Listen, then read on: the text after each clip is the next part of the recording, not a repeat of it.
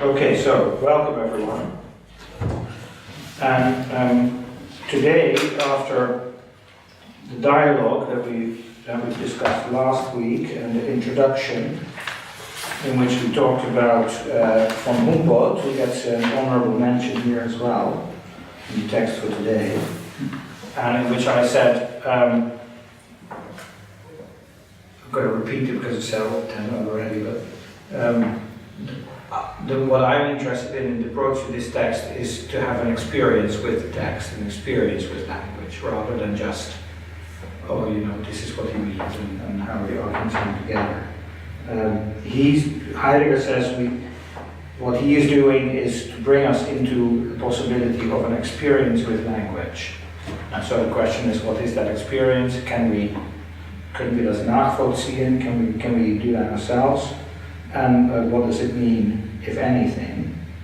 And so that's what we did last time with the dialogue. And today we're looking at this chapter, the first chapter in the book, Sprache, which is this lecture that went around, I don't know much about it, but which went around for a couple of years in terms of, it wasn't written down, people just heard it, and then it was written down. In which I think, I don't know what you think about it, but in which this theme of an experience with language as language is dominant. That seems to me to be one of the key facts about this text is that which Heidegger says that he's doing in this book, or that was already the wrong language, but that for which he prepares us, experiences some of its essential steps in this text. And so I hope that we can discuss it, or not discuss it. We can explore this text in a kind of dialogue to see what I only can say to see what is going on. Hello. Hi. Come in.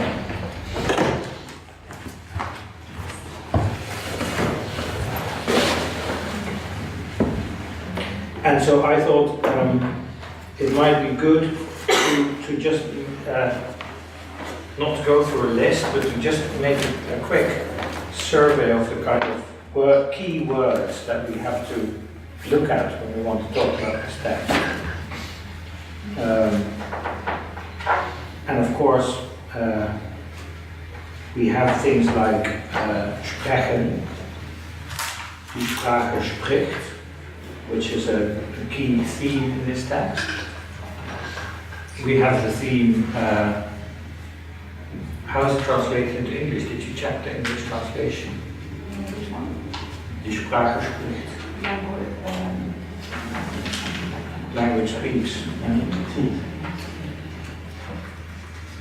Language speaks, that already shows the difficulty, of course, of the book to talk about this in English. Then there is, I think, a key theme that I would like to explore, and that has to do with the relation to mortality, die Sterblichen. So, language is in an essential way the one that remains implicit in this text, I think, just as it remains implicit in the poem, Trakel poem that undergirds the thought movement in the text. There it also remains implicit, the theme of mortality, but it is crucial there as well. I don't know what you think about it, but I think you can read this poem, Ein Winterabend, as a poem of sein, of death, of dying, literally of dying. So there is an essential connection between what Heidegger wants to talk about when he talks about language and mortality. So that's another key point that we have to talk about. Maybe I should write them down so that we can go over that. So we have die Sprache spricht, we have mortality, or Sterblichkeit, right? Then we have language as human or as divine. And here we have, in the human, we have a separation between language as expression and language as voice, maybe, or sound. Maybe more sound, maybe not voice. So that's, and then of course Heidegger will say, well, you know, that's not how he wants to look at language. So then when we get to language itself, no, this should be action. Language is an action of people, or language is an expression by people. Yeah? And he says it's neither of those. And then when we get to Sprache, then we have a complex of words that he uses. So there is nennen, to name. There is heißen. There is lauten, and there is stille. Right? And of course, sprechen, well, that one there. And sagen.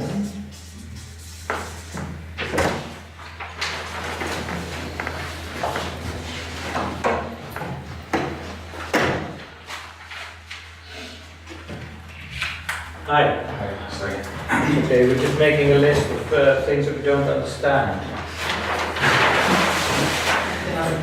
And then we have the vier.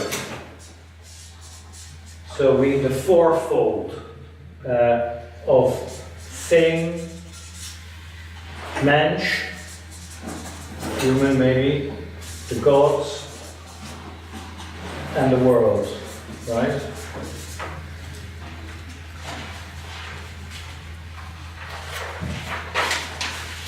And then we have Schmerz. And we have zwischen.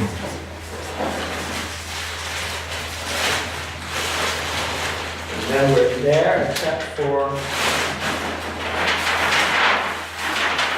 key word that we forgot here, and that is roof, or rufen, to call. Okay? Have I forgotten something?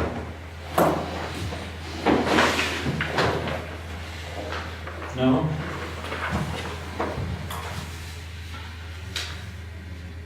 So maybe the first task is to talk about how these things hang together. What is the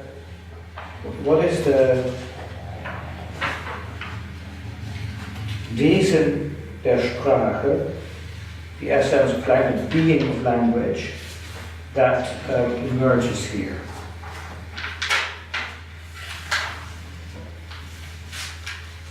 Note, I just want to point out to you on page 10 in the German text,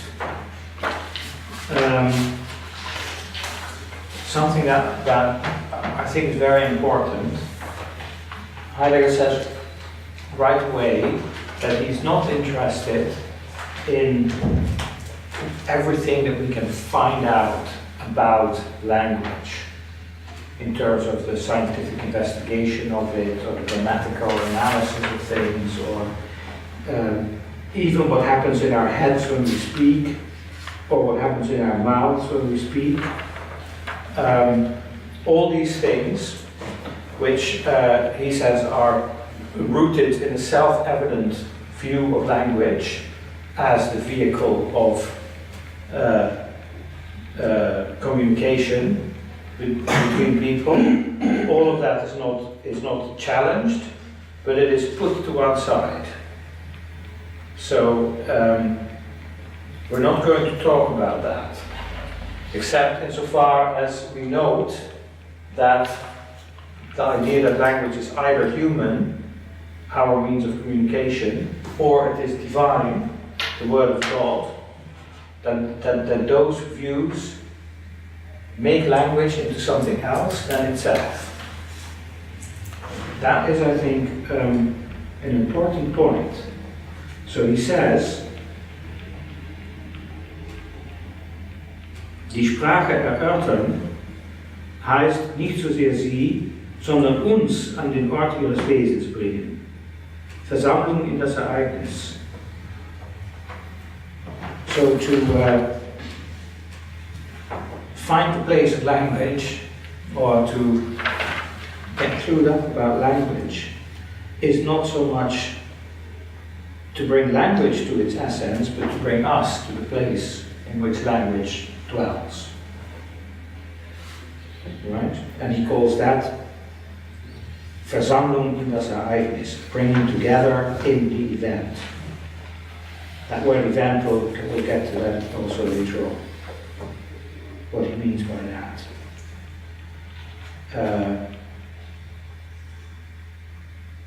Yeah, because I mean this list is endless. Yeah? So we also have Gebärde, which we didn't mention. It's a gesture or a hint. We haven't mentioned that yet. That has to do with this Ereignis. And then he goes on to say, there on page 10, der Sprache selbst und nur ihr möchten wir nachdenken. Die Sprache selbst ist die Sprache und nichts außerdem. We want to think, nachdenken, which is a normal German word. We want to think after language itself. And that means language and nothing outside of language. Die Sprache selbst ist die Sprache. Language itself is language. And then he says, so for logical understanding, this is a meaningless proposition. Language itself is language. How can wie können wir da weiterkommen? Wie soll dies uns weiterbringen? How will we get on? How will we make progress if we start like that? If we start by thinking about die Sprache by saying, well, language is language. Yeah? And then Heidegger says, well, we don't want to make progress. Wir wollen jedoch nicht weiterkommen. We don't want to move on, no. We want to go there where we already are, namely as speaking beings. So we don't. So we have to. I mean, and we can well discuss whether this is. Maybe we can discuss whether this is pure rhetoric or not. But Heidegger is saying at least we don't want to make progress in our understanding or knowledge of language. We want to get to the place where we already are, and that is the place where language speaks, wo die Sprache spricht. Right? And that then means that we're not talking about language as expression of our thoughts, what is inside us, putting it outward. We're also not talking about language as an action of human beings among all actions that we engage in, all activities, and then we can ask ourselves, how does language fit into that? That's not what we're doing. We're asking about language as such. Language is language itself. You might almost say this is a kind of, well, I don't want to, it sounds a bit anachronistic, but it's almost like a phenomenological move, isn't it? It's almost like saying we're just looking at language as it appears to us, or as it presents itself, rather than trying to figure out where it comes from, what causes it. We're looking at language as such, what that means. Sprache ist Sprache. Vom Abgrund sprechen wir, okay. Right. That is the first step that we get in this text, I think. To try to find a way to think about language as such. And that means taking our leave from the idea that language is a human activity. Also from the idea that language is something that is divine, as a little bit later on in the text. No, we have to stick with this fact that die Sprache spricht.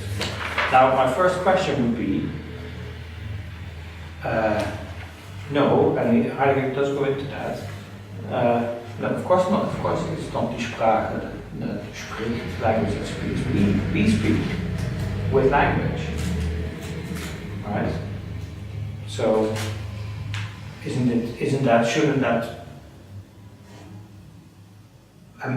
that be a question of shouldn't that surprise us? That Heidegger says, apparently as something quite obvious, wie ist die Sprache als Sprache? How is language as language? And we say, die Sprache spricht. What can that mean?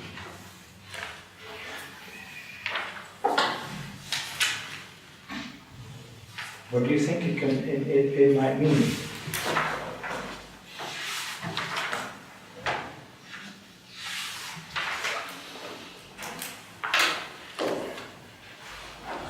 Who wants to start this?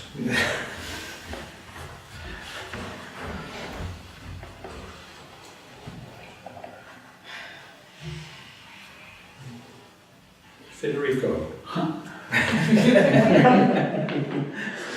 You start. Thank you.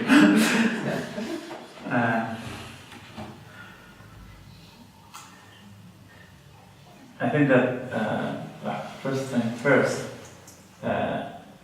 Heidegger tries to think all the time the same thing. So in all his books, in all his works, and so here again, I think that we find the same attempt that we've seen last time in his dialogue in Japanese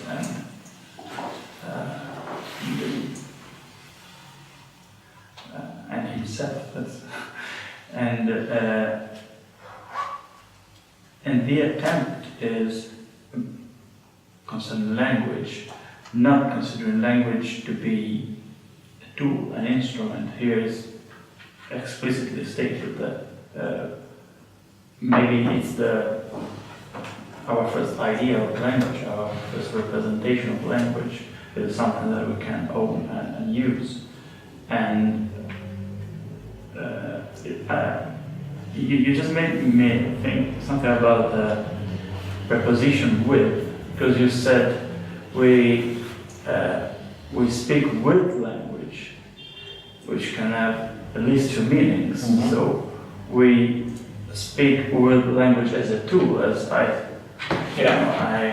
use a hammer in Heidegger's language. In Heidegger's language, so as something usable, or we can think of speaking with language, so entering a relation with language, and in that sense, probably it's possible to get closer to what Heidegger wants to say. Yeah.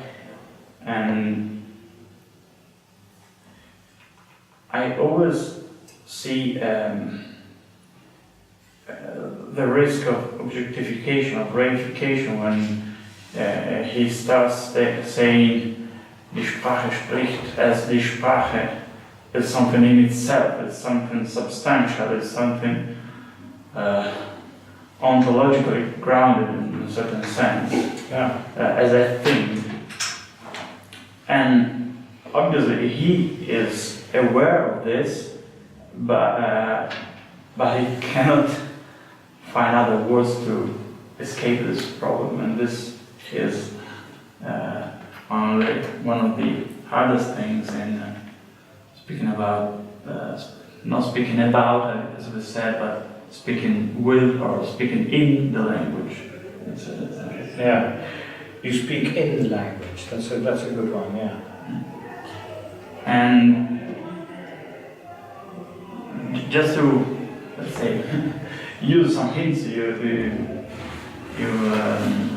suggested us, I think that this impossibility for us to use the proper words and to properly accept ourselves in relation with language depends on our mortality, which is somehow linked, strictly linked with our creaturality, with the fact we are creatures, and so with our finitude, which is one of the, I think, main features of the human being in Heideggers philosophy. And so the question becomes how a human being as a limited, as a creature,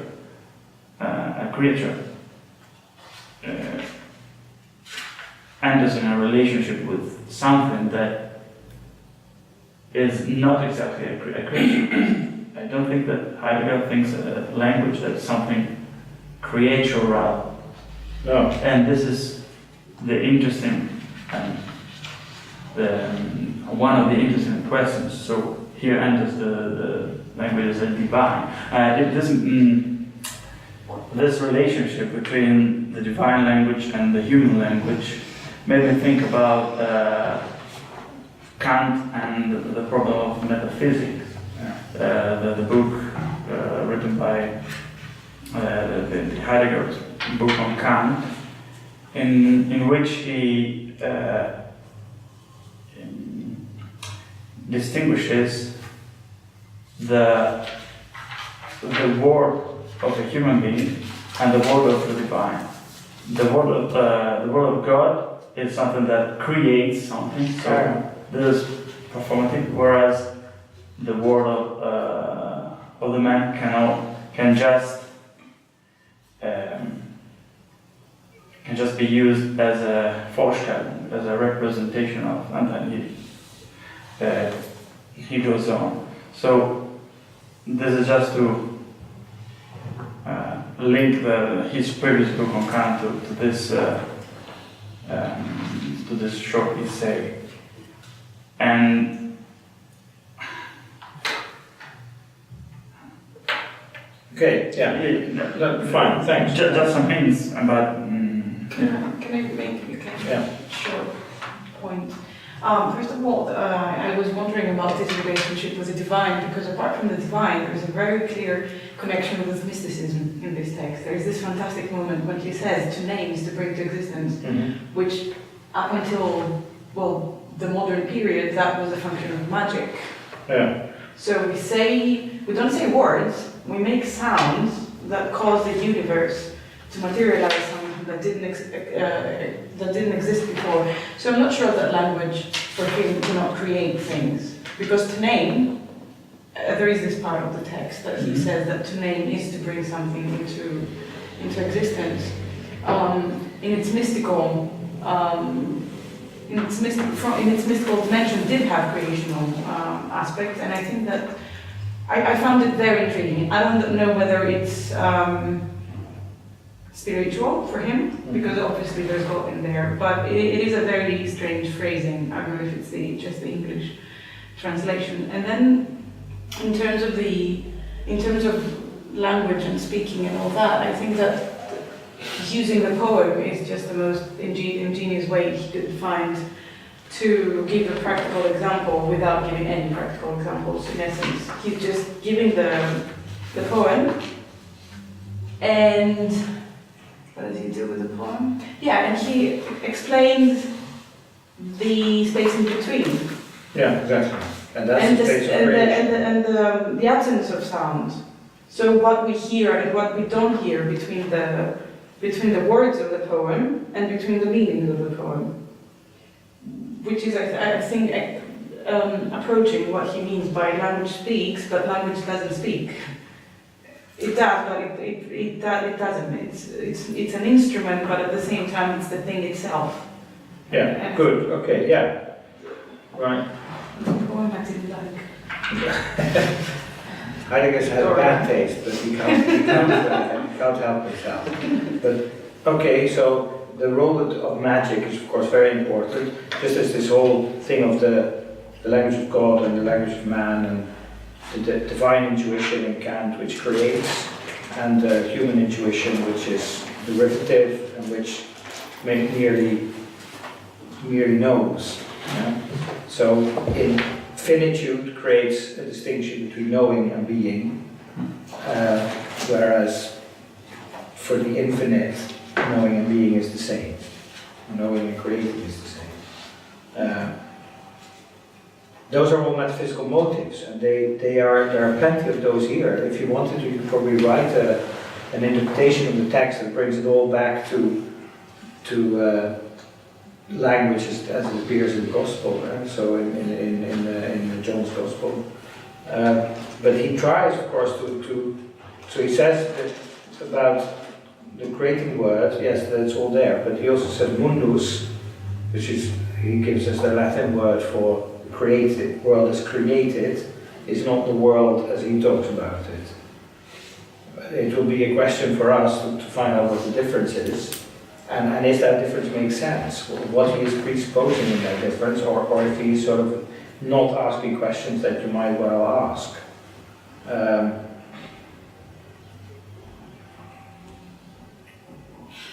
What does it mean to say that naming brings things into existence? What does that mean for Heidegger? I think he's certainly not trying to say that they didn't exist before. No. And so I think that's why he distinguishes between what he's saying and the divine act of in the beginning there was a word and so on. So I think he certainly he's certainly acknowledging the parallel with the divine word. And I think he does that deliberately in order to create a sense of wonder. But sort of wonder at how words seem to create but they don't create because things are already there, as it were. They evoke, they summon. And so I thought of the word summon because that's often a word that's used in conjunction with magic when you're talking about magic. So yeah, to summon a ghost. Yeah. So I suppose like that's kind of the closest English word that I can think of when he's talking about orphan, because orphan is kind of to call something, and so that something's already there to be called upon, to be summoned, as it were. That's right, and it seems to me that he would probably say the fact that in the Christian idea of creation, this is fudged up, that is kind of ontotheology. That's Seinsvergessenheit. So to make God responsible for the existence of things is a kind of Seinsvergessenheit with respect to this summoning function.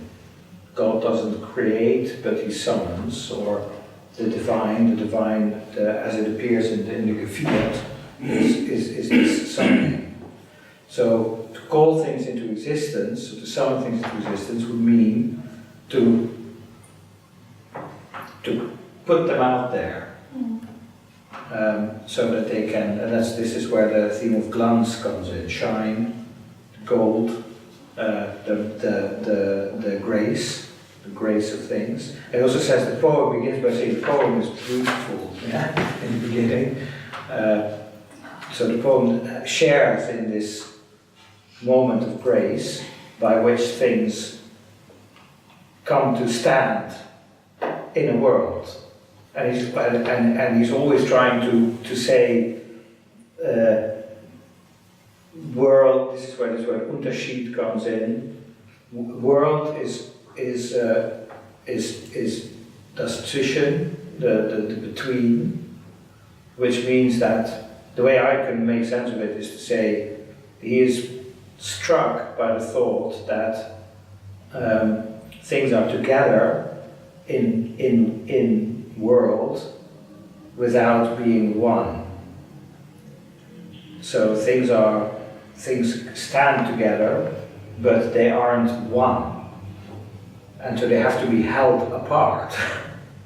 Or there has to be that which holds them apart.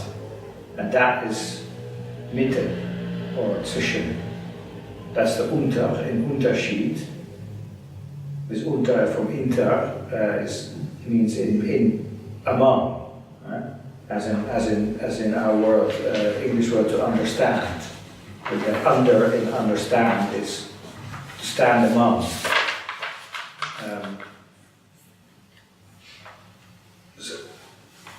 Right? And so creation, in the sense of the creating word, the word that summons the thing into being, is language, and he says that the essence of language is Unterschied. Language as that which, so speech or speaking, sprechen, as that which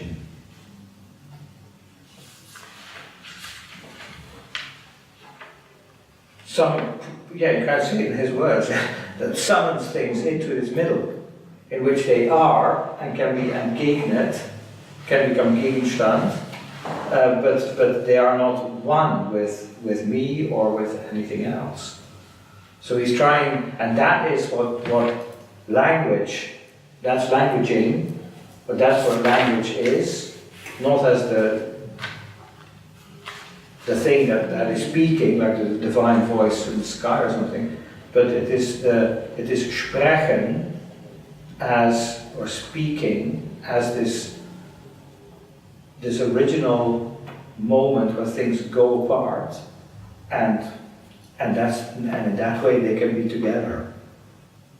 So it is you see, and I think that is, and then so what he then does is he goes into the German language and he shows how all these words in normal parlance or in historical meanings of words, actually how they all circle around this point. Nennen, heißen, stille, how they all circle around this point, that where language summons things, summons a world, which we then have to not misunderstand in the theological sense, that God creates the world by speaking, but also not also not in the pragmatic sense, in which a pragmatist might come along and say, yeah, if you don't have a vocabulary for it, then it doesn't exist for you, yeah? So it's not the kind of Sapir-Whorf linguistic relativist. I think you would sort of shudder at that thought. And so that brings us to the question, okay, well then what is the status of this account of language? Is there a question, once we understood sort of understood what he's trying to do here, and of course, from his position it's not him that's trying to do it, but he's speaking with language, as it were, or in language. Does that have substantiality to it, in the sense that it is something that we should take into account and we cannot reduce to something else, as he says in the beginning? Language cannot be reduced to something that's not language, or sprechen cannot be reduced to something that's not sprechen. You can begin to understand also why in the dialogue he says that he doesn't like the word sprechen or Sprache anymore, because what he's talking about is, he's not talking about English or Dutch or German, he's talking about sagen. Sagen as this moment of putting into the light. Ereignis as Austrag, carry or bear something into the middle.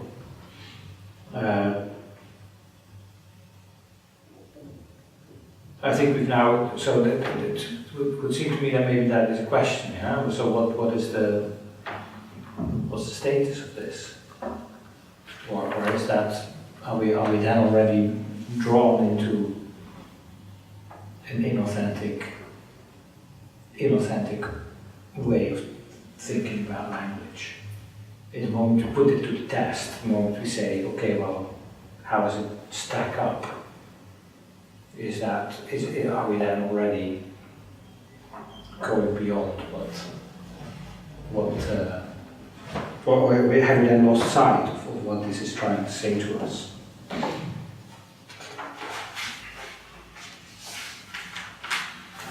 Yeah, I don't know.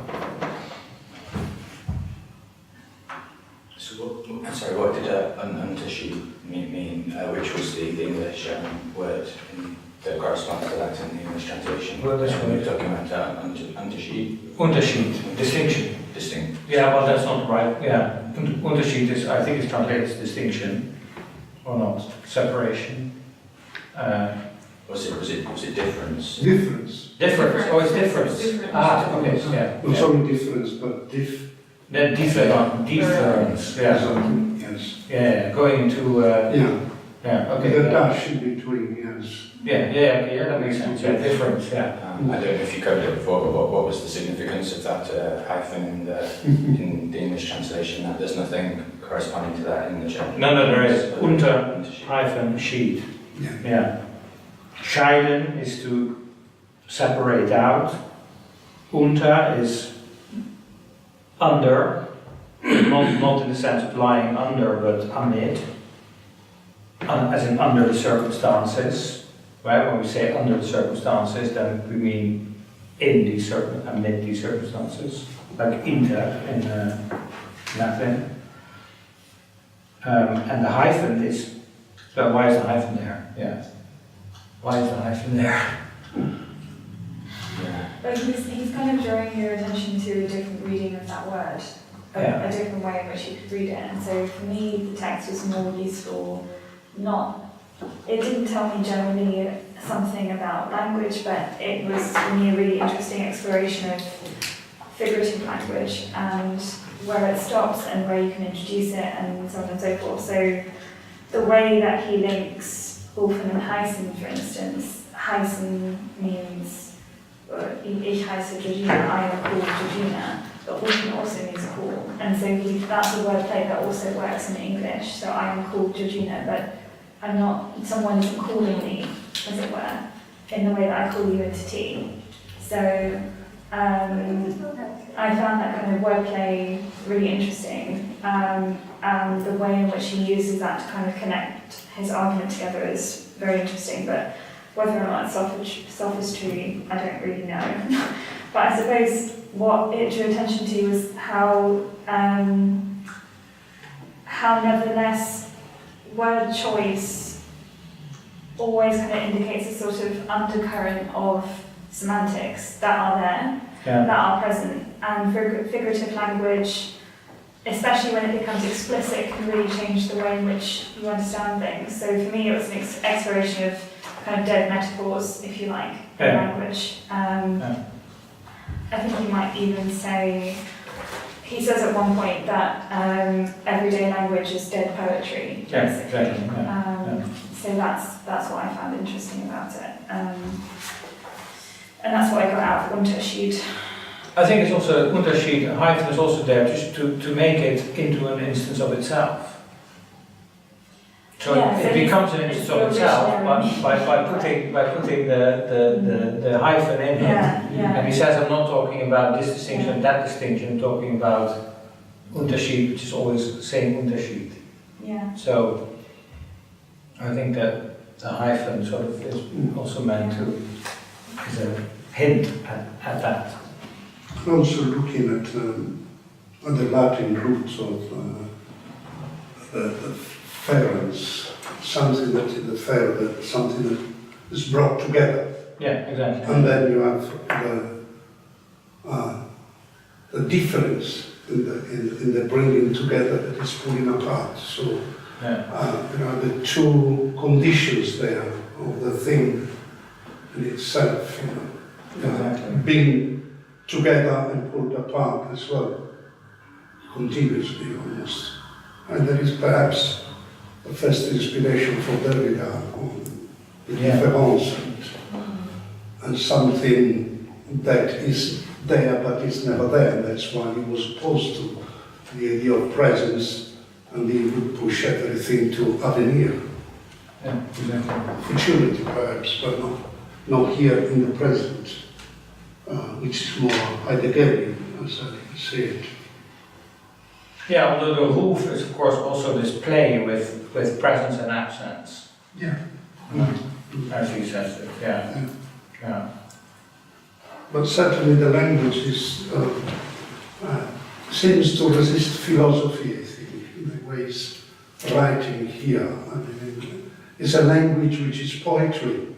It's itself poetry, yeah. And it's moving in that, I think, going back to what you said about experience, he's not a poet, but he wants to experience poetry. Because in the end, if you want to say something meaningful, that's where I go to listen to. And also the idea of listening is there. Mortals are able to listen. Yeah, That's what we do as mortals. So if we want to listen something meaningful, then I have to talk to you in the language of poetry. And it's a great effort, I think, that he's making there. Yeah. In other times thanks for pushing us to read it. Other times after the first few pages, I pushed it out. What the hell is he talking about? Yeah. Simple as that. But I think he's pushing himself beyond. And perhaps that's why he becomes awkward, and perhaps why, Heidegger is so deep. It's not fast food anyway, it's difficult to digest. Okay, that's my way of seeing it. But I can see also a lot of inspiration for others that have come after, when he's talking about tradition and Gadamer that takes that idea of tradition there. Yeah. Or when he talks about the corresponding, the listening, the responding, and then the idea of responsibility, and now Levinas, throws that in another way, I don't want your language, in a sense, so vivid, but I put something, the face of the other prior to every language. But still, the beginning, I think, is here. Yeah. There is a challenge there, and these post-Heideggerian, in a sense, are able to understand or to reinterpret, responsibility as ability to respond. In fact, if we reread it, man speaks in that he responds to language. What is the response then? How do we respond? So it becomes a challenge, really, this response, perhaps a different way of understanding ethics, which develops later in other ways, but it's still present there. I mean, for me, it's very, very challenging, definitely.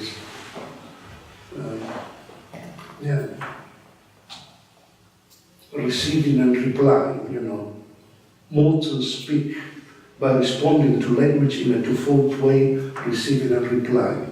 The mortal word speaks by corresponding in a multiple sense. I mean, all this is every little sentence is talking a lot. I mean, I don't That's know. right, yeah. If that point he was writing also his books or reading a lot of Nietzsche, but it's very aphoristic. It's using a lot of, it's not philosophical, it's telling me things in a very short sentences and very aphoristic way, like a Nietzschean style of telling truths. So this is what I believe, like it or not. Language is language. Do you want to accept it? Fine. You don't. I don't want to prove, like you said earlier, I don't have to prove anything. That's right. There's absolutely no attempt to... It's very clear. It's very clear, but that's why it becomes challenging, because of what is trying to make us think, because in the end it's also about thinking. Yeah. Can we think via poetry again, Yeah, The thing and that is I called- think it meaningful for us, even if we don't understand exactly what it's saying. So for me, this reminded me of listening to Baroque music, and how Baroque music is variations on a theme, and so some pieces of classical music you could say kind of represent something, like, I don't know, a scene, or a ride in the countryside, or, a wonderful ball, or something like that. So you can kind of picture almost like a film going on in your head, but I find that with Baroque music I don't do that, and yet Baroque music is so meaningful to lots of different people. So it's its intricate designs, its patterns and so on. The sheer presence of pattern seems to, the design seems to imply that it has a meaning, but it's meaningful even though you can't say this piece of music represents such and such. And so that kind of musicality of language, I think, is what Heidegger's trying to present here. And as you say, it's not really a philosophical argument. So die Sprache spricht, you said, was like a theme, and so that's what started me off thinking about the musical theme.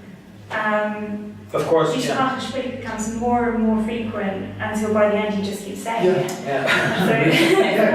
it's not aphoristic. It's kind of it's a continuing theme, and there are variations. But I think it's also important to remember that I think all of the texts are based on lectures as well. Yeah, it was all lectures, this is an actual lecture. I find it very interesting to listen to Heidegger's lectures. I think you can actually get them somewhere on CD. And I find it interesting how slowly he speaks as well. I think I read Heidegger a lot faster than he speaks. And so I found the experience completely different. So I think for some of you who kind of a bit mystified by why he uses this style, I think that if you listen to him lecturing, you can start hearing him speak when you read it, and it kind of makes a lot more sense to me in that sense. I was wondering whether in German this is a musical text, to be honest. Written, you know, the language itself becomes a rhythm and becomes acoustic. So part of the meaning emerges from the words he chooses to give his speech. Of course, You know, which is the case with many writers, thinkers, anyone. It's a shame that my text is in English, but I was suspecting that this one, you know, half of the idea is what pleased his ear. But I think which is desperate as a way of thinking, but so when you write a poem that rhymes, is it the rhyme that leads or the sense? And so that's always a debate in poetry. So did I pick this word just because it rhymed, or did I pick it because it's what I wanted to mean in the first place? And so I think in a sense there's almost like a kind of a serendipity here. Well, there's a roof and this. I think that's where it was very clear that he went from roof to this, and I thought, when I read it, I thought this is because of the R. With others, it's more the meaning, or it's very often an old way of speaking that he uses and has become ossified. But of course, I mean, that all fits in with what he's trying to say, because that language is language. So it's not strange that in German you would find that as a kind of complex of themes in the fabric of the language itself, just as you would find it in any other language. It's just you have to hear it. And also, I mean, I think he makes explicitly this point that I was struck by the fact that he's sort of participating in a debate that has been going on since the 18th century about whether language was first song or the language. Whether we lost song because form was because language was formed, or the other way around, whether music was born out of speech. That's right. That is a That's a debate on music, actually, whether music was born out of speech or the other way around. That's a big theme. We had a whole seminar about that. Sorry.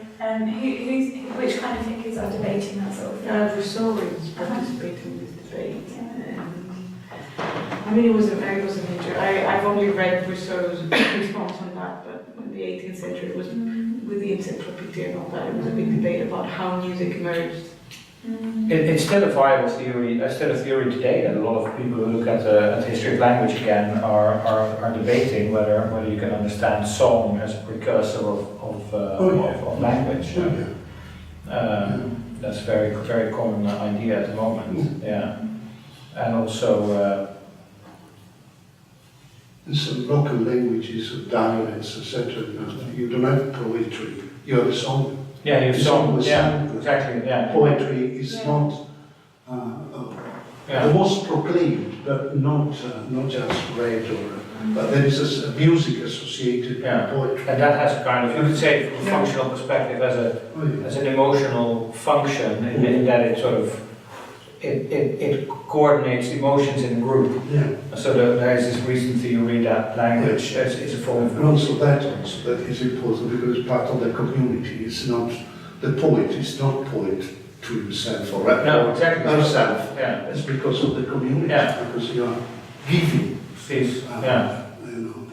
And he talks about gift also here at some point, Yeah, which yeah, is very yeah. interesting. Poetry is a gift. Language Which is is gift to others. yeah. Think of the song on the chain gang to keep you going. that's it.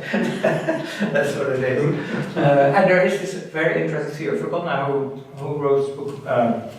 That is sort of in smaller groups of hominids or ape-like mammals, you have this grooming behavior to assuage feelings in a group.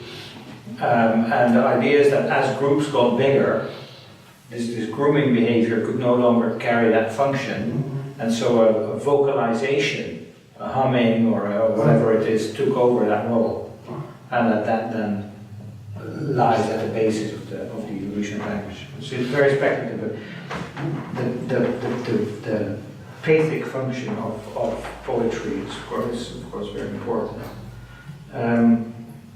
So okay, good. I think that clears up quite a bit in terms of, yeah, we should be relaxed about this. It is kind of poetry. It's a kind of figurative language. We get what he's saying, a little bit.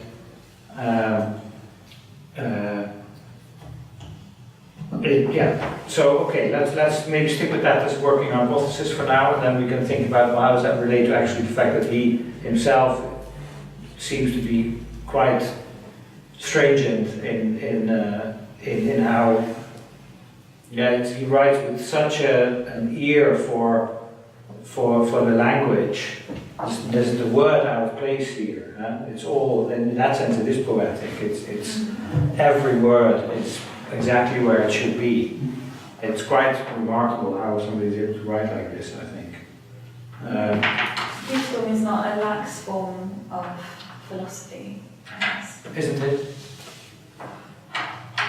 It's not, you say? I say it's not, yeah. But okay, why not? That's a good question. Well, I think it's very easy to say, well, certainly not according to Heidegger, because he kind of places Dichtung above everyday language and everything else.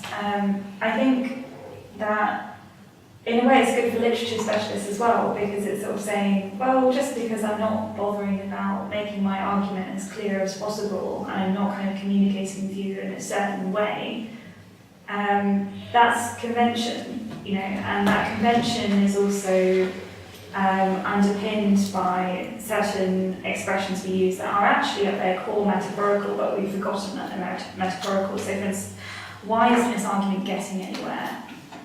And so I think that Heidegger thinks that by mastering the figurative nature of language that we use to talk about getting somewhere with arguments and so on and so forth, we can actually be more stringent in our conceptual discussions when we say, okay, well, hang on, but why are we talking about getting somewhere? What assumptions does that imply about what we're looking for? So that's a way in which you can be more rigorous as a philosopher by looking at the figurative nature of language, even though figurative nature of language is actually something that you consider to be more the realm of literature. And that does not commit you then to some kind of heavy ontology of language, or does it? I don't necessarily think so, but I mean, I'm getting what I can out of Heidegger, so I'm not being Heidegger's voice. I'm just my voice. You've still got your own sense of judgment, which that's yeah. Okay. What do you think about it from Rorty's point of view? Remember, Rorty always said, yeah, you know, he was a student of Whitehead. He started as a Whiteheadian, and Whitehead, of course, was a very metaphysical thinker. And then he said, well, Whitehead is just philosophical translation of Wordsworth. Footnotes to Wordsworth, he said, a very nasty little joke.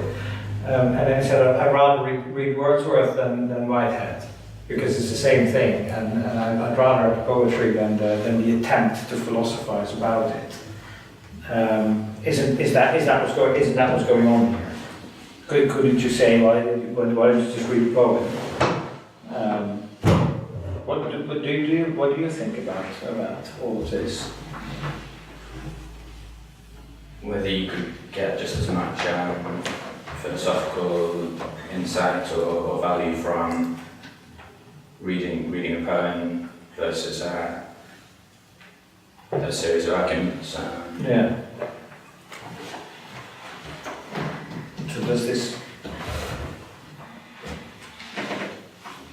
Yeah, I mean, I think Rorty wouldn't look down on poetry as a form of maybe not necessarily as a form of philosophy, but as something not inferior to philosophy. Yeah. But I mean, Rorty himself, he continued to do philosophy, I guess. I mean, he continued to try and engage with other philosophers of various sorts, and he kept producing arguments to a certain extent, I think. And I don't think he wrote lots of poetry, so I mean, I'm not sure what was behind his decision to proceed in that manner through his life, whether it was just perception of his own limitations as a poet. Probably, I think. I mean, this is all autobiographical, I guess. I don't know how much I can help with the original question, but I think, yeah, maybe Rorty wished he could have been a poet. I don't know how it intersects with philosophy and what. I mean, I don't think Rorty likes the term philosophy too much. I think he wants to kind of stop dividing things into certain categories like philosophy versus literature, so I think he'd rather just completely blur the ground between them. Right. I mean, how would you define philosophy? What is distinctively philosophical? Do you think? Well, that's a good question. Heidegger would also not call this philosophy, I guess. He would call it denken. And he does make a distinction between dichten and denken. Right? So, he says, dichten und denken leben nebeneinander auf verschiedenste Bergen. So, thinking is not poetry. Although prose, he says here, prose is poetic, because any kind of original language is poetic, but thinking is not itself, is not poetry.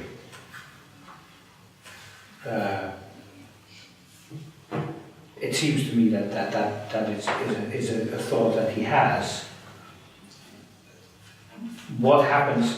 Why is let's maybe first so understand this distinction. Why is Ein Winterabend? Why is that a poem? Why is that poetry for Heidegger? Is it poetry because it has meter and verses? No. Why is it poetry?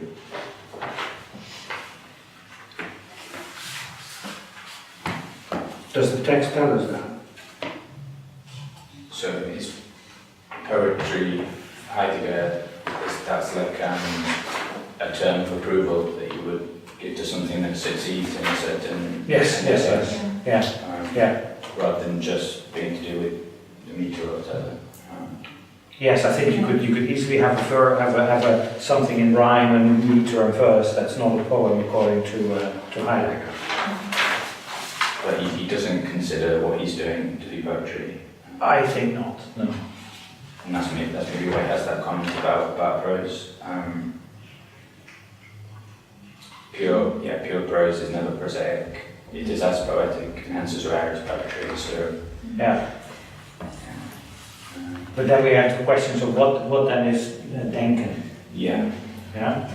it has like a similar disclosive function to poetry. That's right. Yeah, but in a different way. In a different way. So poet. Yeah.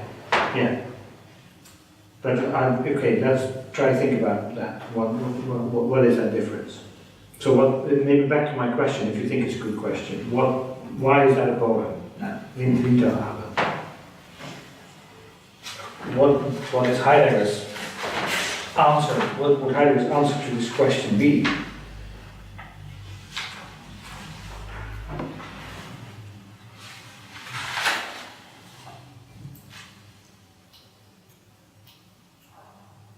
Rein Gesprochenes.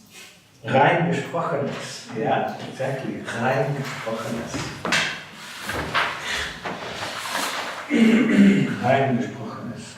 Kritik des reinen Sprechens. And what does that mean?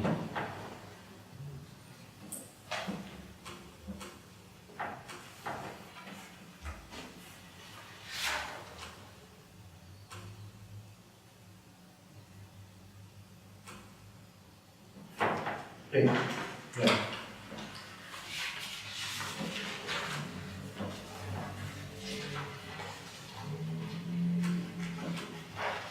What does that mean? And maybe related to this characterization of poetry as something that is related to the pure form of something spoken, is the main distinction between language as something that has to do with begriff and begreifen on one side, and on the other side the figurative way. And so what he says that Bild- und Symbolcharakter der Sprache. And I think that only insofar as a poem could express this, these characters, these features of the language, it could be considered a pure spoken, pure. What was the English translation of rein Gesprochenes? The one you just. I don't know what to say in English. Gesprochenes. Rein Gesprochenes. Do you know what it is in the English translation? I have the English It's just in the paragraph. I don't know what they said. When he first introduces the What part is the text, is it? It's just after the distinction of the three values of Sprache. So, where he first introduces Ein Sprechen, aber in full, it's that paragraph just before the poem. Yes, it's before. What is spoken purely? Spoken What is purely. spoken- What is spoken purely? What is spoken purely is the poem. Okay, so rein Gesprochenes is spoken purely. Okay. Yeah. It's almost like Benjamin's language as such. Sprache überhaupt. Yes. But let's not go into Benjamin, but Yeah, okay.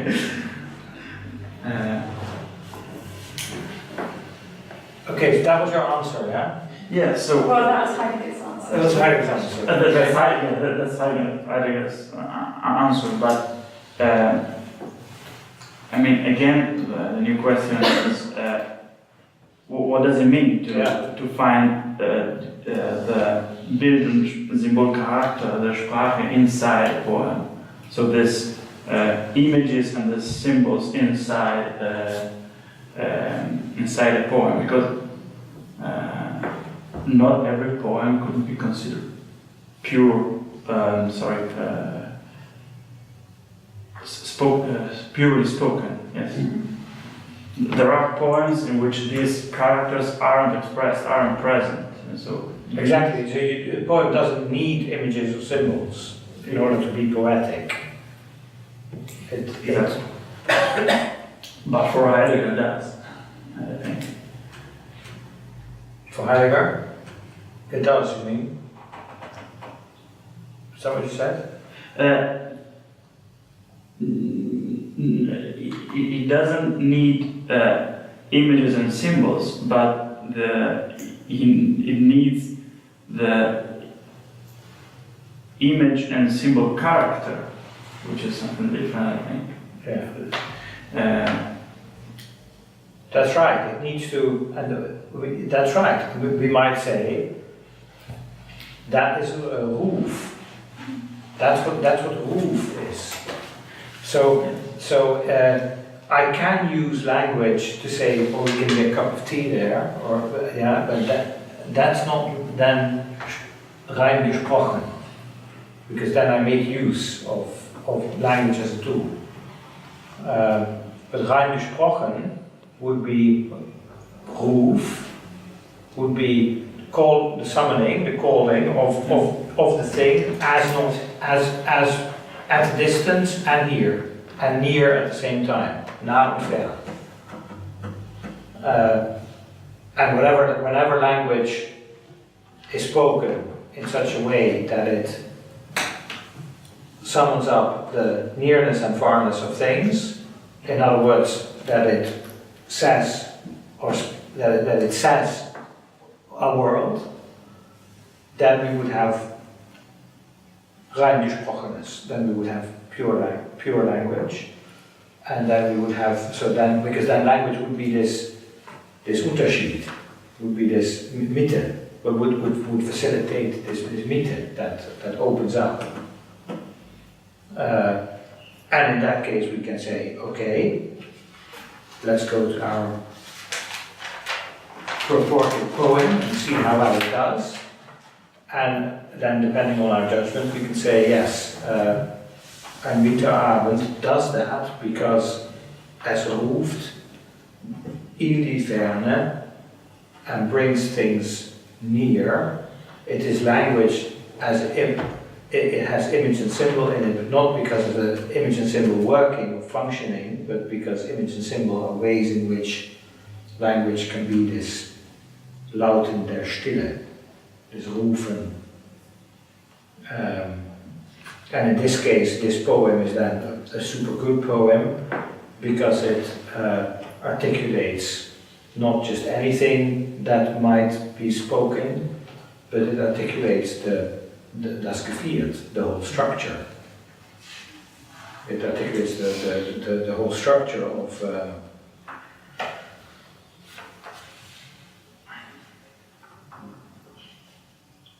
the human being who is called, of the world in which he or she walks, of the God or the heaven that dispenses the grace, and the earth that is the ort in which we move. So that's what he tries to explain in the interpretation, I think, that all these elements are being spoken in the poem.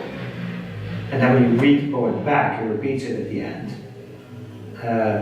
And after this, so you could say, he puts us in touch with this poem by giving it to everyone, this in the first instance, and then he interprets it.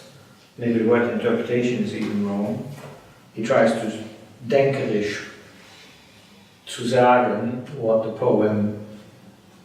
He tries to nachdenken what the poem says. And then we read the poem again at the end. And then it's almost as if, I don't know how you experienced it, but it's almost as if the waters close again, you know, and you're put in touch with the kind of the originary quality of the language again, and you see that the poem has survived the interpretation of it. It's not as if we now. Now we don't need the poem anymore. Now we got it.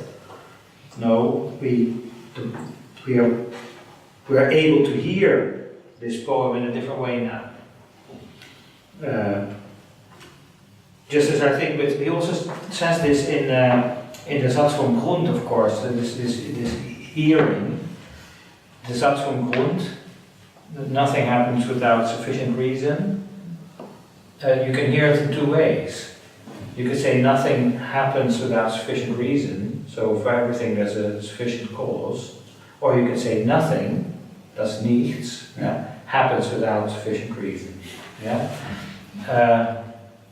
Two ways of hearing the sentence. I think with this poem, it's the same thing. So we are now brought in a position where we can hear it differently.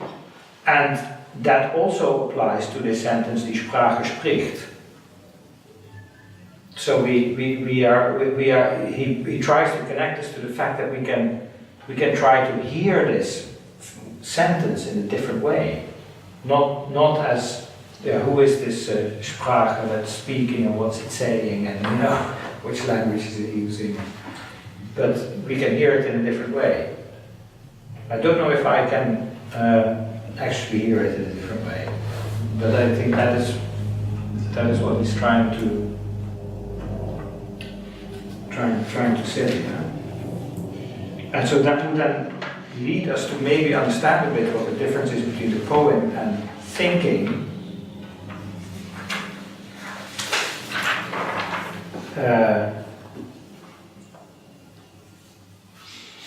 Thinking is a response to the poem.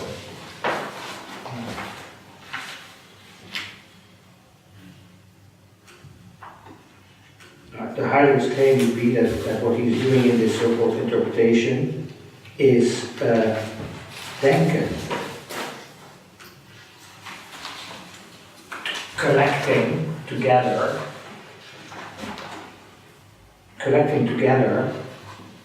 how the poem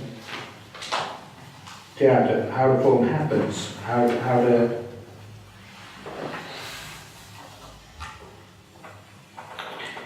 I don't know what to say about that. He doesn't use the word denken here in this text. I don't think it occurs once.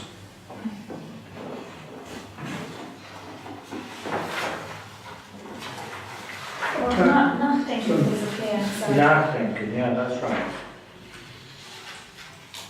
Perhaps it's more than just thinking, in response to the poem.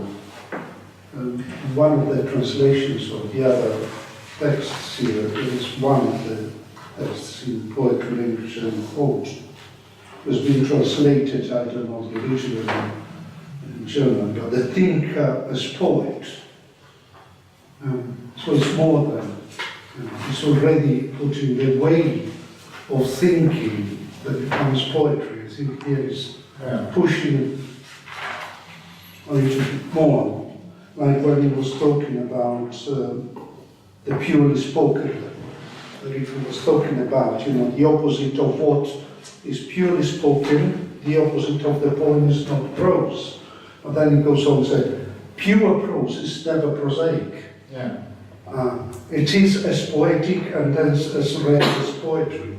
So it's not an opposition of poetry and prose, per se, but it's their content and their way of thinking of the pure state, in a sense. Yeah. So the way I understand it, I think, is very aware of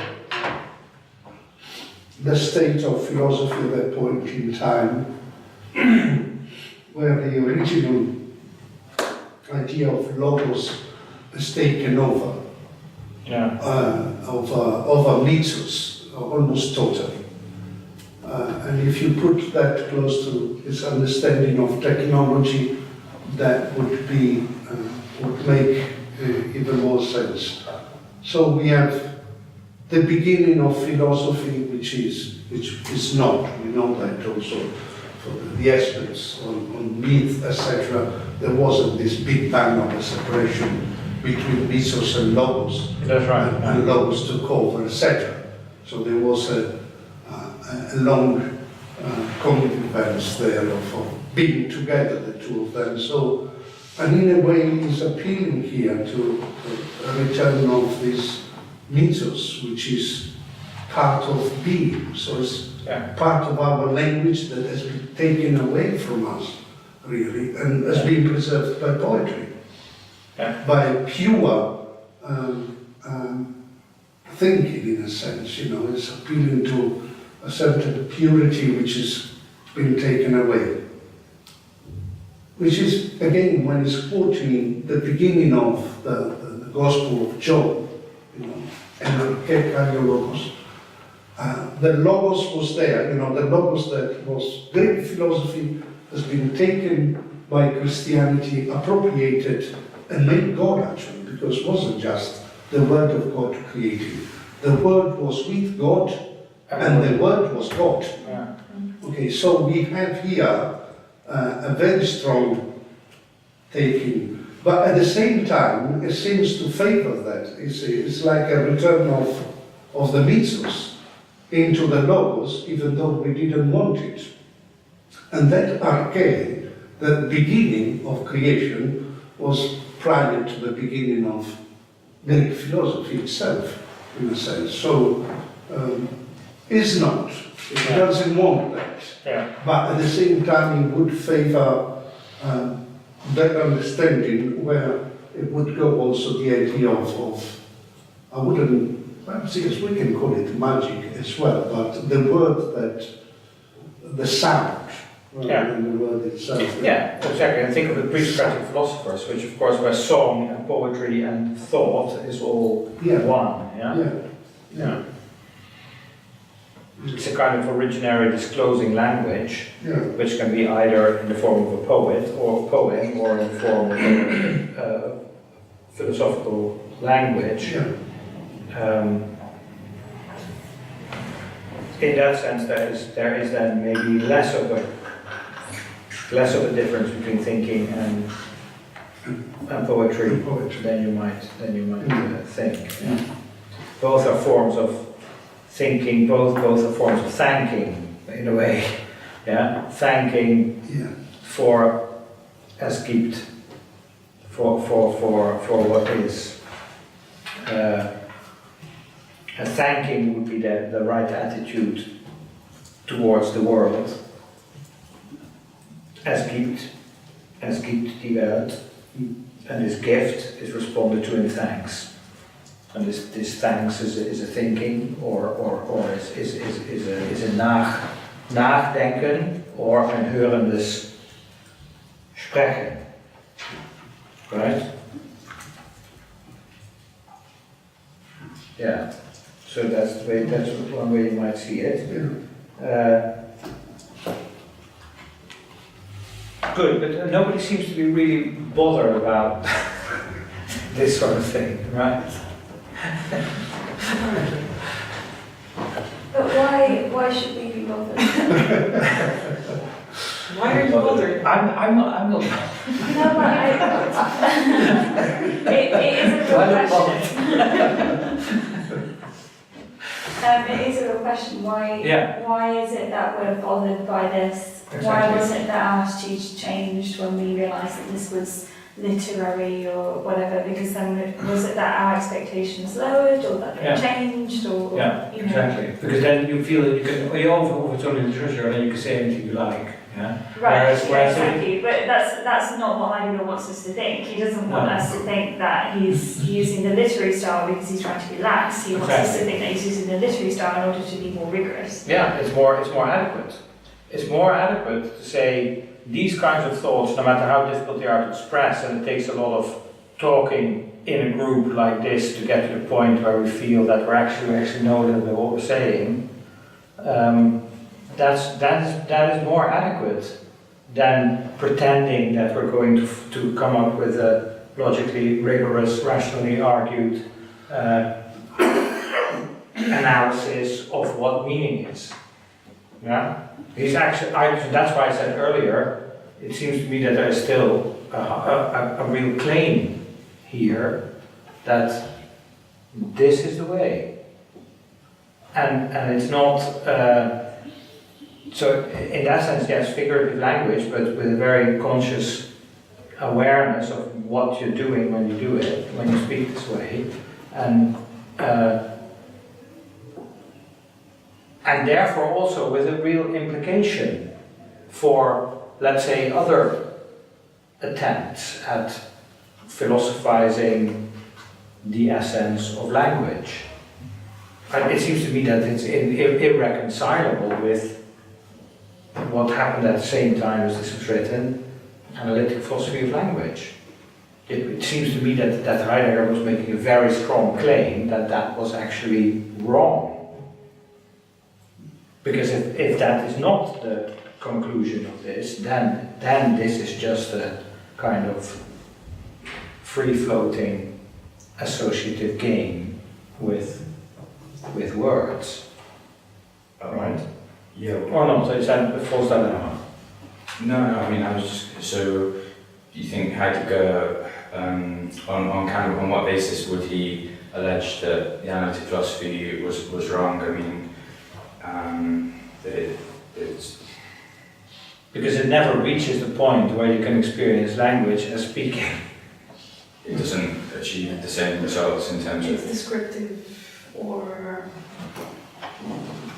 Right? So the analytic philosophy uses language to talk about language without acknowledging that it does so. Whereas Heidegger says that whenever you philosophize about language, you are already using language. So you are already always within language, even when you try to philosophize about it. So I think that he doesn't like the idea of a philosopher standing up and saying, right, language, let's take a look at this then. Because we're already here. You only need to look around, you only need to... That's what he says, we want to get back to where we already are. Exactly, yeah. So that's why he uses that kind of...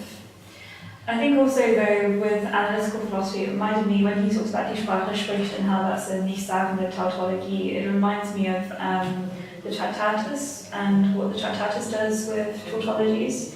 So there's a point where Wittgenstein says that a tautology is true in all cases.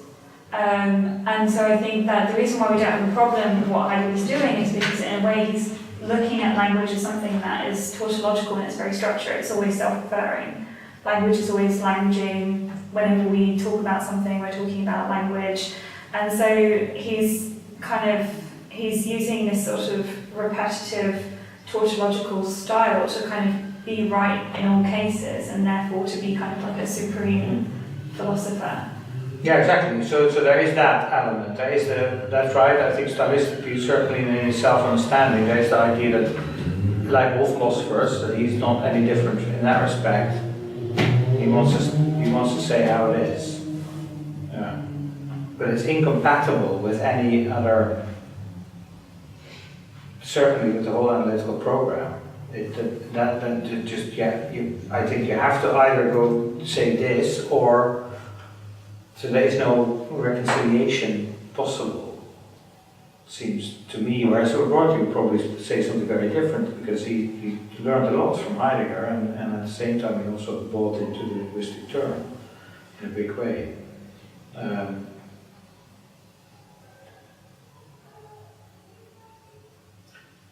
So Heidegger thinks he is getting at, if not the single right account of language, he's got the right methods of approaching it compared to analytic philosophy, that there is only one right way of going about it and that he's following that way. Do you think that's a fair...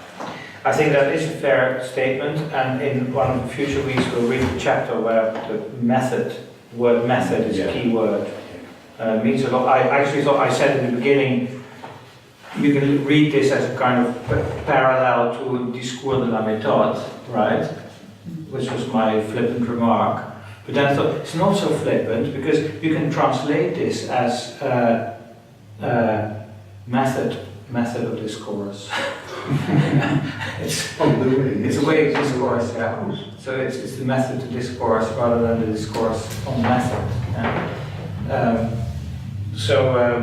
That's an important point, and I do think with the caveats about this word method, which there's a lot to say about it. Yes, that would be my understanding, that there is that going on, and so that it's not that he doesn't try to prove anything. That's right. He doesn't try to even persuade you, but this lies here. And now it's up to us, again, to say, okay, well, what do I do with this? What do I take from it? How do I hear it? And like you said, I'm getting from it what I can. I'm getting from it what I can use. Before I forget it, there is a short fragment by Novalis, monologue. Yeah, I just wanted to mention that. To have said that. I'll print it out for next time, you know, we can which is very much along those lines of language being something that just goes on within itself.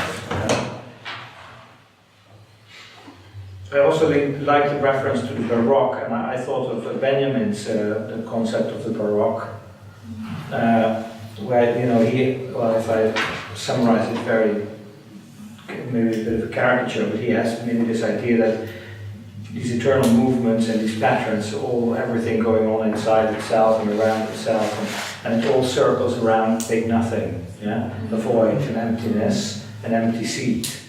God is already dead, and there is a kind of, almost a kind of nervous, hysterical reaction to it, which is Baroque music and Baroque art, and I think that was a little bit in my back of my mind when I wrote the outline for this thing and said, you know, is this a kind of torture? What about this torture house of language phrase? Is there a kind of hysterical attempt at beschwören? And I don't know the right English translation for that word. Which is the opposite of the magical word, the opposite of this, yeah, I never know how to say it in English. So the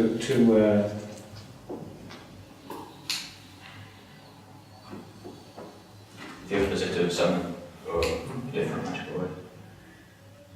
No, not the opposite of summoning, to etwas beschwören is in Dutch we say bezweren, so to ward off a danger, to ward off. But it's a word from the sphere of magic. I think yes and no. Like, I don't think this is very hysterical. I mean, so when he says that the Gedicht ist eingesprochen, he immediately says take it or leave it, I don't care. Wir mussten diesen Satz zunächst als nackte Behauptung stehen lassen. So just leave it. And just see. And so I think that he's sort of saying, well, poetry does do something special for us, even though we can't say exactly what it is. Like, we still have some kind of experience when we read poetry. So I think that's kind of what he's getting at. And just because you can't say what it is doesn't mean it's necessarily a void. Yeah, also Baroque music is like a void or hysterical. Yeah. I mean, so I think there is an analogy there, but we need to qualify for both forms. Yeah. But So I know that spirit that you identify in both, I think that would be very interesting too. What's the hysteria around the void that you're connecting in these two? A kind of busyness to a kind of busyness so there's a lot going on, you know. I mean, this idea about Baroque music, there's just a lot going on, and it's bells and whistles everywhere, but it's all to mask an absence. I don't know if that's right, but I mean, you said with Baroque music, I never have the idea that it's actually about something. There is an absence in Baroque music, but why is that a problem? It's not a problem. Sorry, But where's the absence in Baroque music? I'm sorry, but we need to go with facts. Where's the absence in Baroque music? So for instance, people do still talk about better and worse Baroque musicians, right? Composers. And so some are criticised for being purely stylistic or purely formal. So they just merely follow patterns and so on. And so I think that's the kind of sort of circling around an absence that Benjamin is sort of picturing, that Baroque is purely formal, it's just for the own pattern's sake. That's why it keeps going. It's almost like a machine, it just keeps reproducing the same patterns and forms.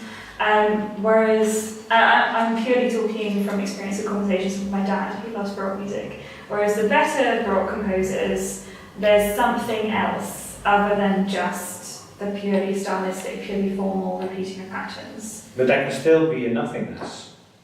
There can still be. So there is the nothingness. There's the nothingness For Benjamin. For Benjamin, yeah. There can still be the nothing. There can still be.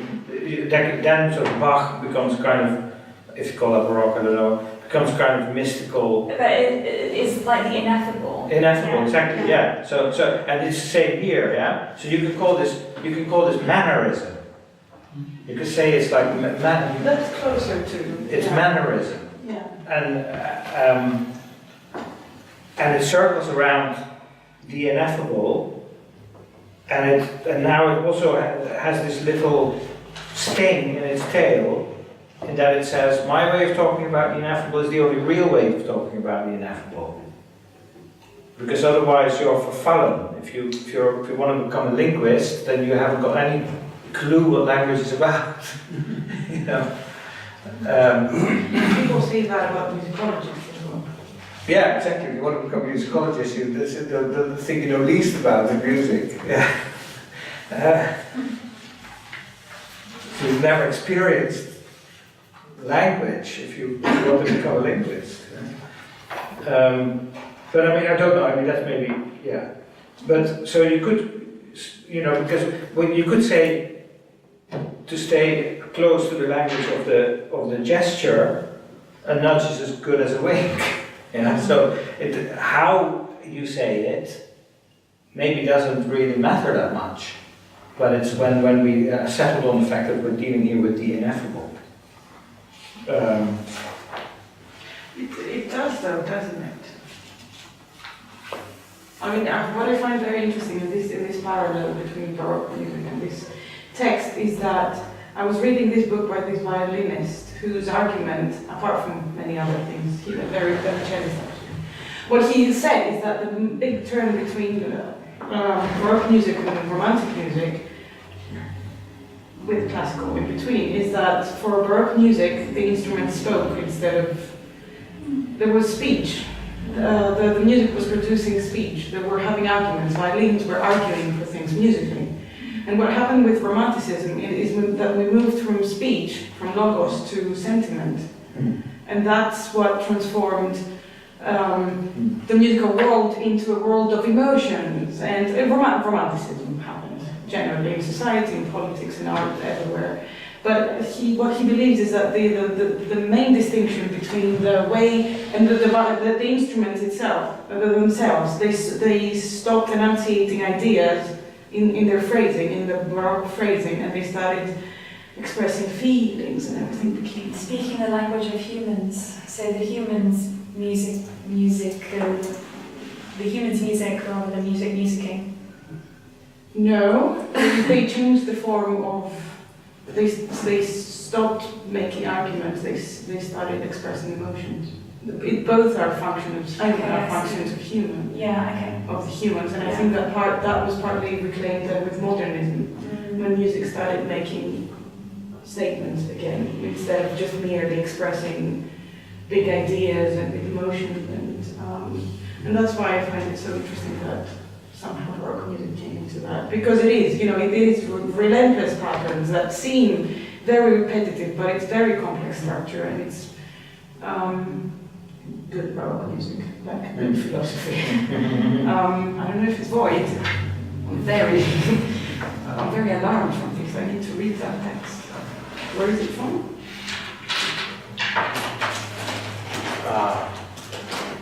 Art in the whatever mediation. No. I'll come to it in a minute. Thank you. Okay, das Zuvorkommen in der Zurückhaltung bestimmt die Weise, nach der die Sterblichen dem Unterschied entsprechen. Auf diese Weise wohnen die Sterblichen im Sprechen der Sprache. Page 30. We have 15 minutes left. I wonder if we could talk about this. Zuvorkommen in der Zurückhaltung. And then that is the way in which mortals are corresponding to Unterschied, difference. What is Zuvorkommen in der Zurückhaltung?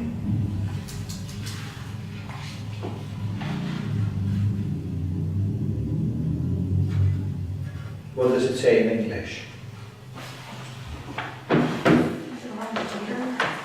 I see the word mortal there. It's right at the end.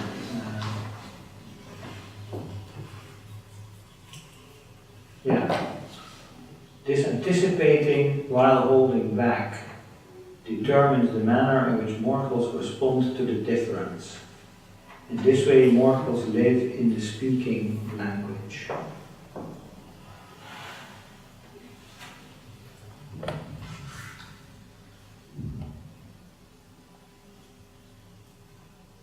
So will language continue after the end of time?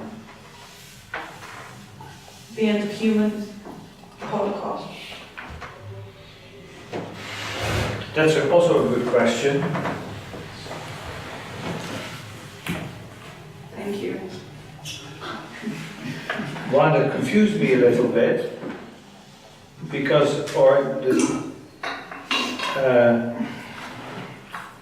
my standard answer would be the human being is the Hirt des Seins, the shepherd of being, and the human being is therefore the place, or Dasein is the place where this Mitte, this Zwischen, opens up. And that's what language, that's why we are the speaking beings. You can imagine that language in this sense, pure language is the opening up of the middle, as it were, I'm just using these words now, that would leave the human being.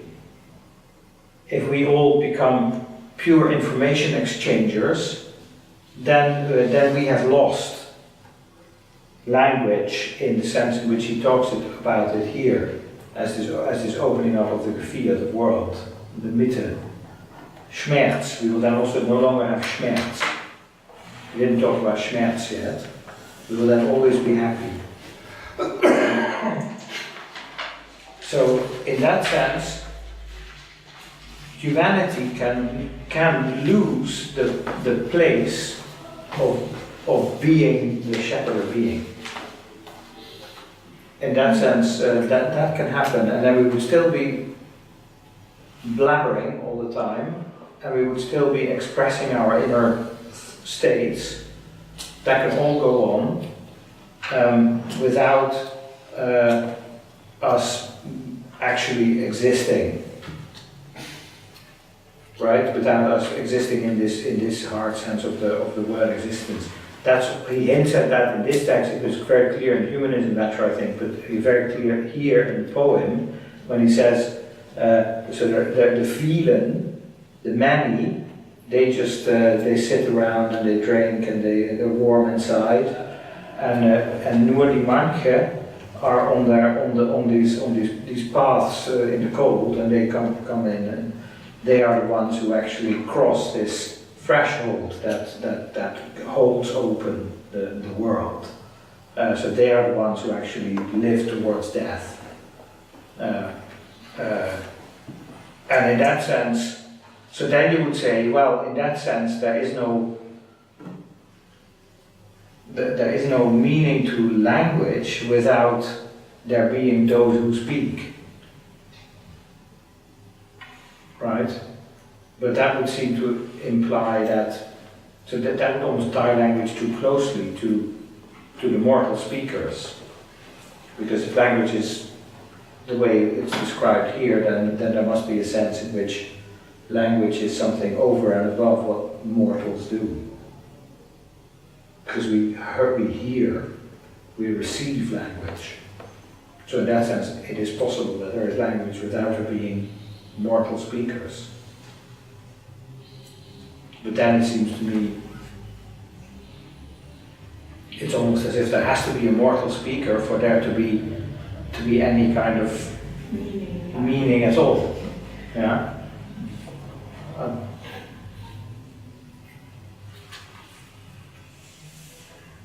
So I don't know. Is it? I don't know. Maybe there's a simple answer to the question, but Depends whether God exists. yes, of course, yeah, that's what you could say, yeah, or the gods, or but yeah,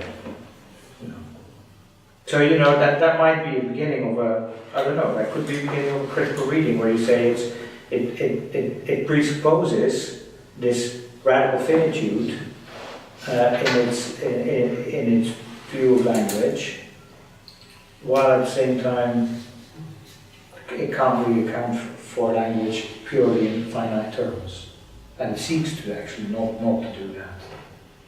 But then what then is the art of the place of language? Then we don't know where we should go to get to the place where we already are. Yeah. And that is, yeah, I don't know. Maybe stop me if it's nonsense. Yeah? You could read this poem in a very different way, in a very traditional Christian way.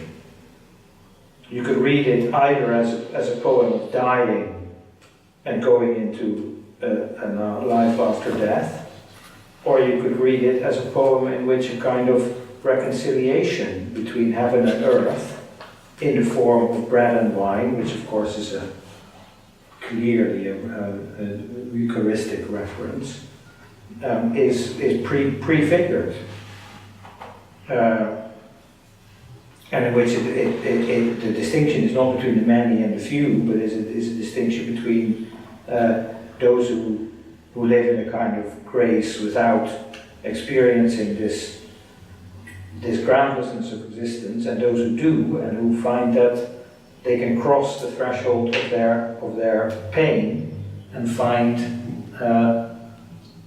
redemption, right?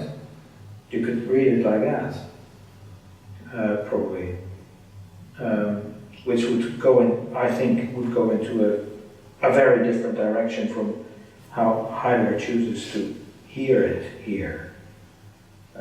Although I do think that he is right to say, he doesn't say it wordly here, but he says there's a lot in this book on the Aquinas, this long book. That philosophy is something for he says, für die wenigen und seltenen. Philosophy is for the few and the rare. And I always think that's true. Yeah. I think not necessarily yes, it's for you and not for you, but it's something for something in us that has to do with rare and few and far between. But okay, so can we just, is that okay to just a few minutes talk about this zuvorkommen in der Zurückhaltung? What that might mean. He is at the end. He's talking about das sterbliche Sprechen. And he says, well, this is an Ein Sprechen. So it is a corresponding, or it is a responding, or it is a, I don't know what he said the word in English there. Response, huh? Yeah, man speaks only if he responds to language. Yeah. And he said, anerkennendes Entgegnen. Das Entsprechen ist als hörendes Entnehmen zugleich anerkennendes Entgegnen. Die Sterblichen sprechen, insofern sie auf eine zwiefältige Weise entnehmend entgegnend der Sprache entsprechen. They speak the language, they hear the language, and in speaking, they are involved in an act of recognizing encounter. I don't know how to translate it, that's how I would say it. Anerkennendes Entgegnen. They meet the world, and they recognize the world in their language, in their speech, but that is because they have taken that speech and it's been given to them. Das sterbliche Wort spricht, insofern es einen mehrfältigen Sinne entspricht. And then he says, jedes echte Hören hält mit dem eigenen Sagen an sich, denn das Hören hält sich in das Gehören zurück, durch das es dem Geläut der Stille vereignet bleibt. Okay, fine.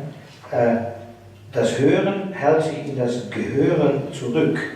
Hearing holds itself back in Gehören. belonging, but also obedience, gehoorzaam.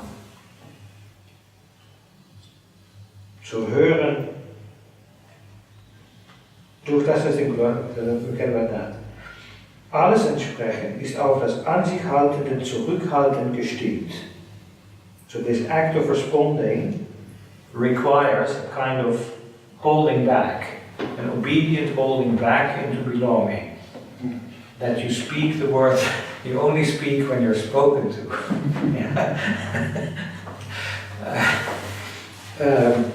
And you don't go about thinking that you can talk about everything.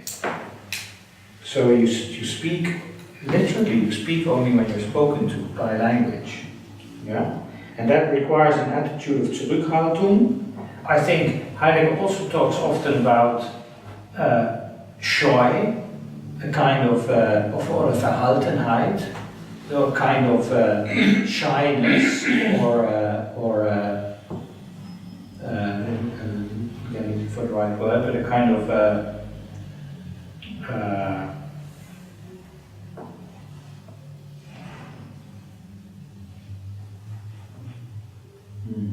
can't find the word now. So you are you're careful not to do anything untoward, or you have the joy of a young person coming somewhere or something like that. A kind of how do you translate that? Joy.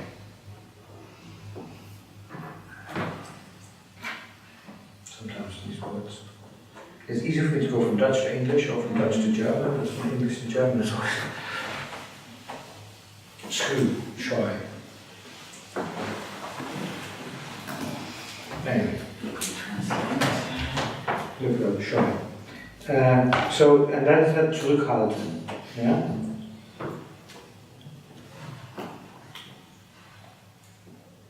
And this is a kind of holding yourself ready. Da muss auch ein Zurückhalten daran liegen, hören für das Geheiß des Unterschieds sich bereit zu halten. And then he says, but das Zurückhalten, this holding back, has to be careful that it doesn't just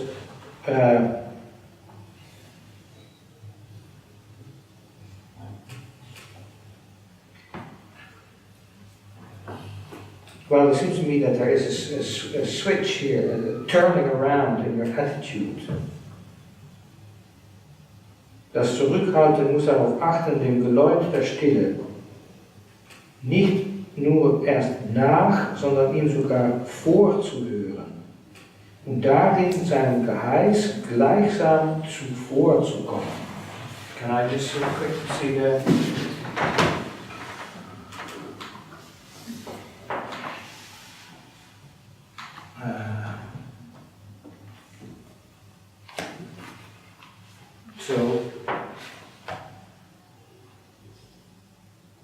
For this reason, such reserve must be concerned to be ready in the mode of listening for the command of the difference, but the reserve must take care, not just to hear the peal of stillness afterward,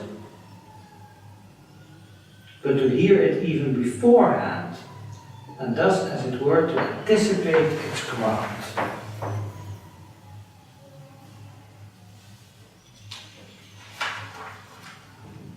And then he says this anticipation of this in Zurückhaltung, and then the note in the German text says Schritt zurück, step back out of metaphysics.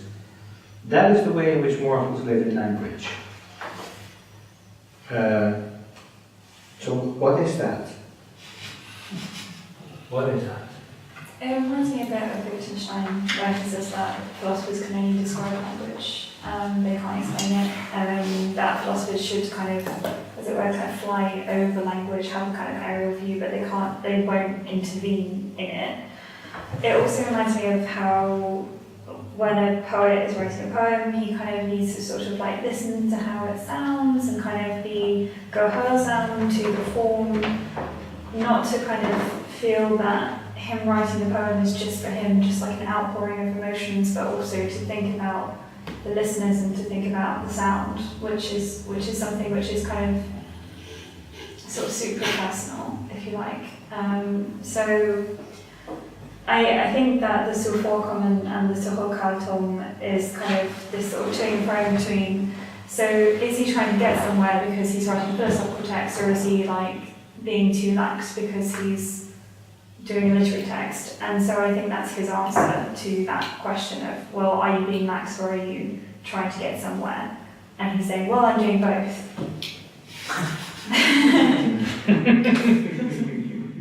So for me, it doesn't mean a great deal. I think it's quite.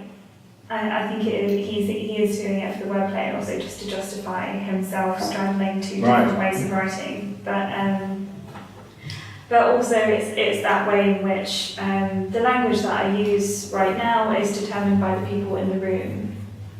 But I also do have a degree of independence in the words that I choose and so on. And so the zurückhaltung is kind of me checking myself as I'm speaking. But the fourfold is also that my impulse to get closer to something that I want to say. So that links to Wittgenstein and the idea that language being like a game, which is a series of shared practices that are guided by convention, but not necessarily governed by it. And so there is room for change.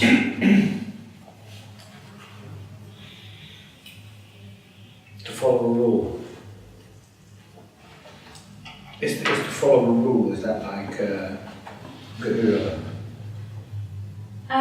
Yeah, but I mean, the rules of games are rules, but they're not laws of nature, as it were. So they're kind of convention, and there's an element of choice in gehörsam.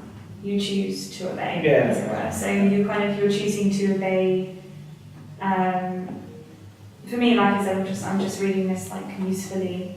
If I get the Wittgensteinian idea of convention following there, then I think that's kind of what Heidegger's saying, is that when you're writing, there is an element of convention which you should kind of listen to. And I think he's listening to what's aesthetically pleasing. But there's also an element of fourfold, like the text has to have some kind of purpose, some kind of direction. Right, so you see this as giving a direction to what you're hearing, what you choose to obey. I see the point, yeah. To me, it seemed that this was the moment where he actually tries to articulate how I can become a speaker in the genuine sense of the word, as somebody who doesn't just express their emotions or is engaged in an activity, but how I can become the conduit or the medium for this pure language, for this pure speaking, when I have to anticipate that language will become or will appear as Geluid der Stille, the sound of silence. And I can do that only in being zurückhaltend, in holding back, to have to kind of have an obedient or listening attitude towards language, but with an eye to hearing how language is das Geluid der Stille. And then, if I don't anticipate that, then I could never say the word when I hear it in the right way. So this anticipation is a kind of, and that I think that's a parallel with what you're saying, that it is a kind of, provides an orientation or a direction to help, to make it possible for me to become the place where language, for me to become the place where die Sprache spricht. But that's still something I have to do. It's almost as if Dasein has to parallel, and that has to parallel this relation between sein and nichts in order to be the place where die Sprache spricht. And in that sense, it's an interesting moment in the text, because that would then also show us what thinking means, and would show us what he has just been doing with respect to this poem. That's what he's been trying to do.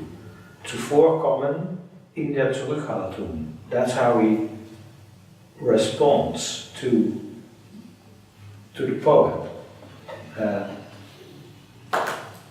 And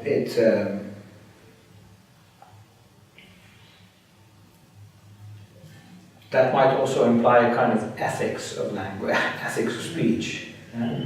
It's a difficult word with Heidegger, of course, but that would imply a kind of way of being in language, an attitude that you could bring to speech.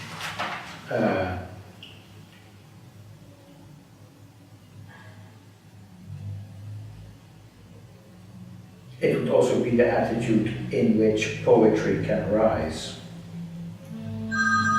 So, Sorry about that.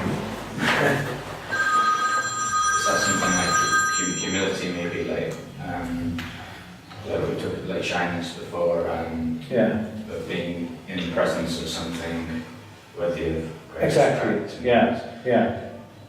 Yeah. We're being reserved. I think so. In English, it used the term reserve. So being reserved and humility is the least I would read in this. If anything, Megalomania would come into my mind. So yes, waiting for the calling of being the chosen one. Humility doesn't really feature. I don't disagree with it, but it doesn't really feature anywhere. You know, and so I was wondering who is going to receive this calling from marriage? Is it everyone if they listen carefully? no, On the few. On the few, the rare. the few and the rare. But like I said, you don't have to take that personally. I don't mind. I'm fine not hearing voices. It's okay. You do you.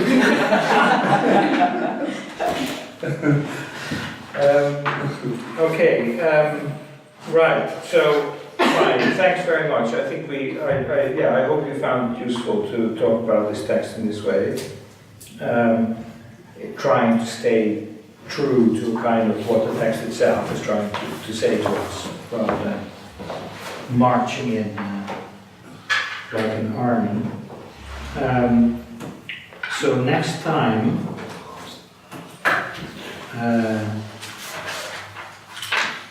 We should really do. I'm a bit hesitant to now actually follow the outline of the book, because that will take us to die Sprache in Gedicht,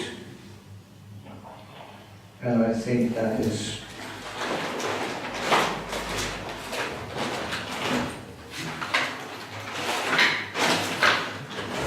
Start with, do you have any suggestions? Sorry. I think this, what was the other one? Wesen der Sprache. Right? Which page number is that? You have German there, right? I have the German edition. Das Wesen der Sprache is 157 in my edition. Oh, but that's not. I think, can we do that text? Is that okay? And then so we first do these. I don't have the German with me now. Do you want to?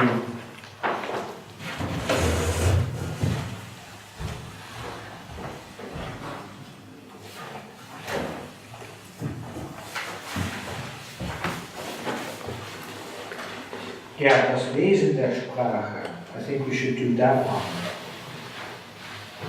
Yeah.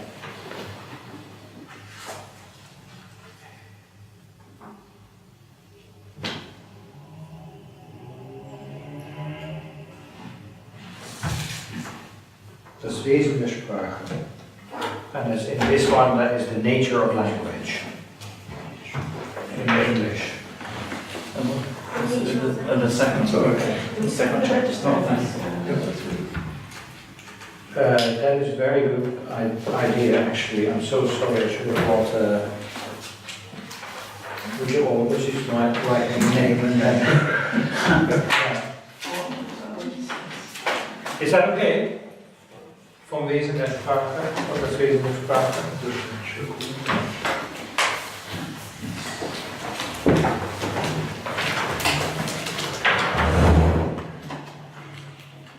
Okay.